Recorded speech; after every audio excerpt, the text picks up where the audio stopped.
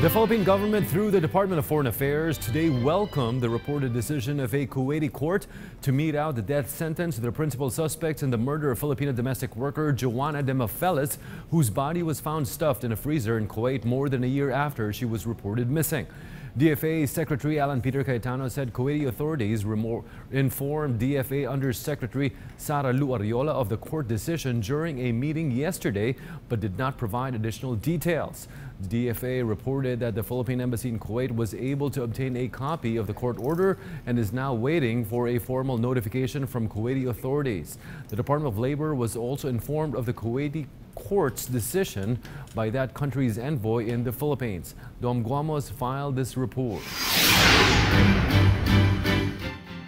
Kuwaiti court sentenced in absentia the Lebanese couple to death by hanging over the death of Joanna Demafelis. Around 9:30 in the morning, Labor Secretary Sylvester Bello III received a call from Kuwaiti ambassador to the Philippines, Saleh Ahmad Al-Tuaik, confirming the court's decision. The two employers of Joanna Demafelis, having been convicted of the crime of murder, and he confirmed the conviction, and he likewise confirmed that the penalty imposed was the capital penalty of death.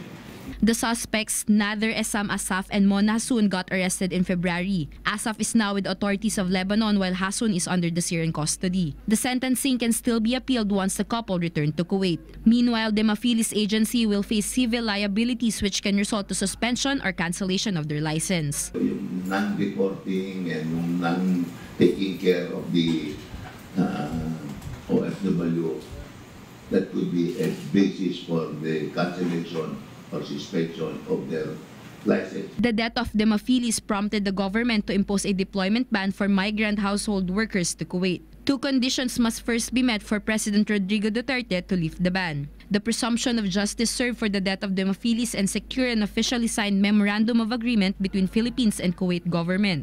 In the preliminary agreement with the Department of Foreign Affairs, Kuwait agreed to the following terms: passport as Philippine property, opening of bank account in Kuwait, formulation of standard employment contract, access to cellular phones, and agreed wage in contract. May manifestation of good faith and sincerity.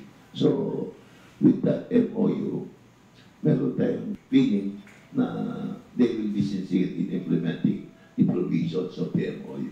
The DFA is positive that Kuwait, together with Lebanon and Syria, will further cooperate to ensure that Demafelis will get the justice she truly deserves. Dominic Guamos for The Nation.